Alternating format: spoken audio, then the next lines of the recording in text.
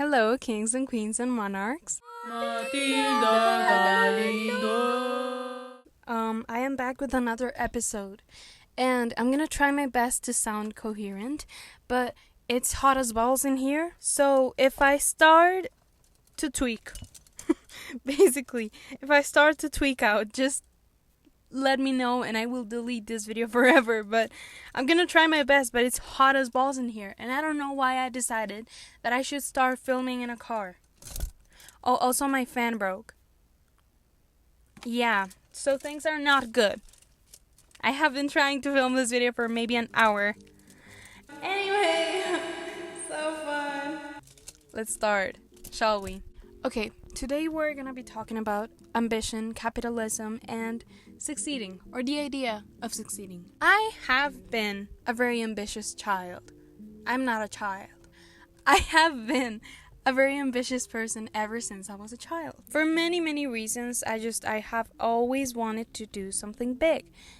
Either way it is in school or just with my friends or anything, I just want much more all the time. And it has been kind of the fuel that has led me to where I am today. You know, without ambition, I do believe that I wouldn't be where I am now, and that I wouldn't push myself. So in a way, I do believe that ambition is good, because it's basically the fuel that has led me here. And even though ambition has been an amazing fuel for me, it has also led me to a lot of stress and to believe some stuff about myself and about how I should obtain things that, now that I think about it, isn't necessarily true. Chapter 1. Ambition kills if you don't control it. I think part of the reason why I have been a very ambitious person has been the things that I have done with my life till now. If you don't know me, or if you're new here, before this I was a ballet student, basically, and I have been studying ballet since I was 9 years old. You might think now that I'm crazy, and yes, ballet has led me to some questionable choices in life, definitely. Ballet culture is really toxic. I don't think that's anything new to anyone, but I think one of the biggest or one of the main themes in ballet culture is that you're never really recognized for anything or rewarded for anything. You're just expected to be good at it. And you are not only expected to be this good, you're also expected to get better every time. That's just ballet culture, and probably it comes from capitalism once again. So if you really do the maths, and you question yourself, okay, so I'm not getting rewarded or recognized for my actions, but also I'm just expected to be good at it. And then you add to that you're expected to get better every single time, which is humanly impossible. That type of mentality really just leads to burnout and to self-hatred.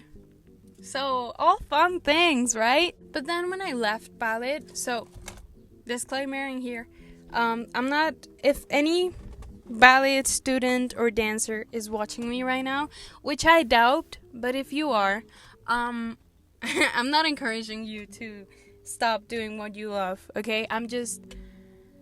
You gotta be honest to yourself. Ballet culture is pretty fucking horrible sometimes. Whatever. So when I finally left ballet, I kind of freed myself from the expectation of succeeding.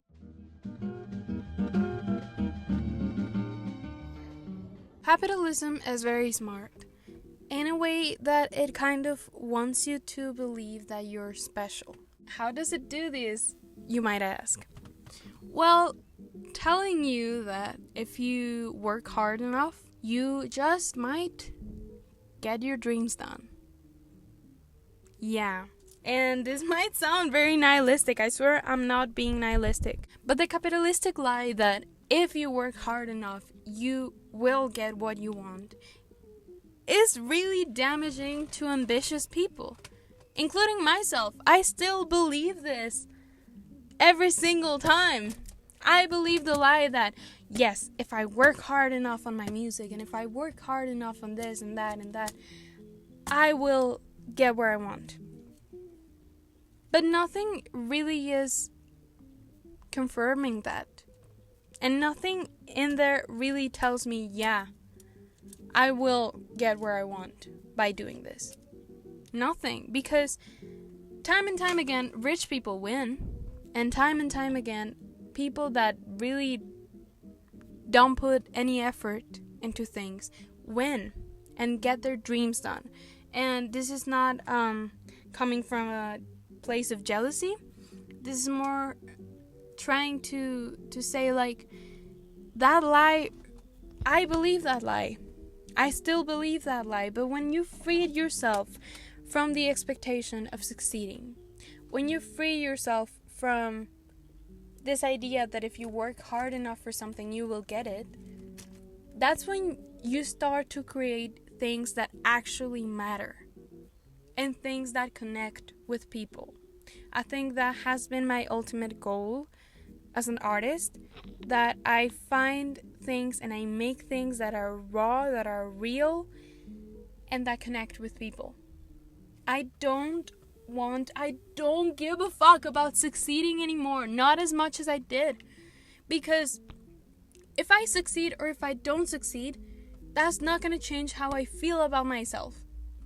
It really isn't. And if I succeed or if I don't succeed, what I really want is to connect with people and to speak to people's hearts. Because especially in an era where the internet is so loud and so oversaturated with fake shit like AI, connecting with someone is, I think, one of the most special things you can actually do. Because most content that is being consumed right now isn't content that connects with souls, is it? It's content that connects with engagers, that connects with people that are dissociated and out of their body and that are just watching to watch something, to make dinner, to, you know? Okay, I got a little out of topic, sorry. Got too excited. When I freed myself from this expectation of succeeding and from this lie that if I work hard enough I will get what I want, is when I started to make things that actually connected with people. Did it connect with millions of people? No. But it connected with people that actually give a fuck about what I'm saying. And I think that's so valuable and something so rare. When people actually give a fuck about what you're saying and they're not listening passively, when they give a fuck about your music or your art in a way that actually makes you feel heard and seen, that is something so rare, and that is something that you cannot replicate. So, free yourself from this expectation of succeeding. Create art just to create it and just to connect with other souls. Create things that are imperfect, that are ugly. Because most of my videos are ugly as hell and they're messy as fuck, and it takes a shit ton of time for me to actually say something coherent. But I still post them and people still like them. People connect with it because it's real. The tortured artist concept. Just want to be perfect. I have some shit to say about this. I think for the last decade or so, it's not like I have been alive for 2 decades, but don't tell anyone. There has been a shift where people, I don't think this is new, but I think it's something that is more noticeable with the advance of the internet. That is that people love to romanticize suffering. And what's more glamorous than romanticizing suffering by itself? Romanticizing suffering as an artist. Oh my god, being an artist seems so glamorous and seems so cool from the outside. And when you add to that you're suffering for it, oh my god. There's a big difference between suffering and sacrificing. I think when you suffer for something, when you still have this idea stuck in your head that you have to suffer in order for it to feel good in the end, you end up hating your fucking life. Basically. We as humans, for some reason, have this idea that if we suffer for something, if we obtain something through suffering, it makes it more valuable. Why? I don't know. I don't fucking know, bro. I think you can sacrifice a lot of things if you want to get somewhere, and I think that's good. But I wouldn't even call it sacrifice if you care about it, if you love it.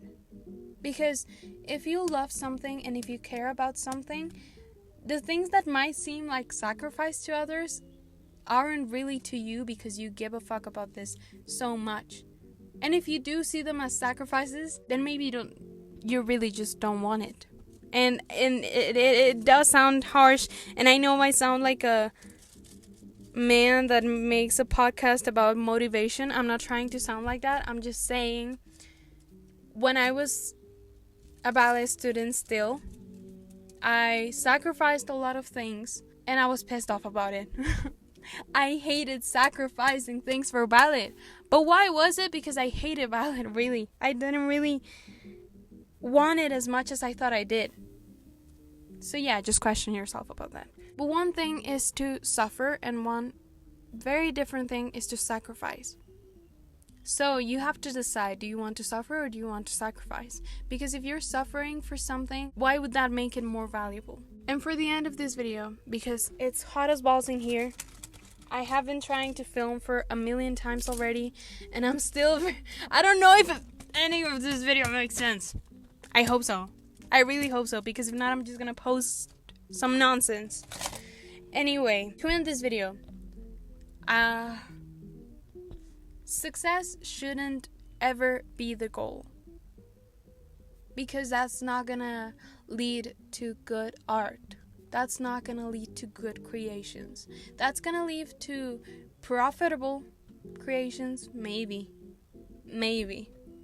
Let me say this right, because even if you think you're doing all the right things and all the things you should be doing to succeed, it might not happen. So why waste your time doing something that you don't actually like? If you can waste your time or use your time doing something that you actually care about, that's real, and something that's creative and that might connect with maybe 2 people that it might connect, or it might be successful. And on top of that, you're gonna care about it. It's not gonna be just a profitable scheme. So success, yes, it can be the fuel. It can be the motivation, but it shouldn't guide you. You shouldn't be following it, and that shouldn't be the thing that you're looking at every single waking moment of your creation. That's not fair to you or to people that care about art. I think people need more than ever realness. So if you can give realness, go for it. Don't give some fake shit. No one likes fake shit. Not now. That's all we have now. We have fake shit, and that's it. So I don't know, man. If you care about something enough, make it real. Don't guide yourself by success. Don't look at it. Don't even give a fuck about it. Just do what the fuck you want to do. And if that works, it's gonna feel so much better. What succeeds is something that you care about. It's gonna be so much rewarding. I promise. I'm gonna go now, because I know I have said this like 1,000,000 times, but it's hot as balls, and I feel sticky.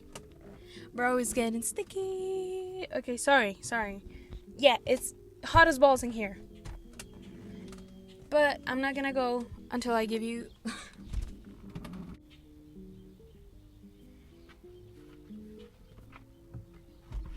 okay. Goodbye. I love you. Have a great day. I love you so much. Thank you for watching. Oh my god, I'm making a mess. I love you. That's all I have to say. I love you, and I'll see you in 2 weeks. Goodbye.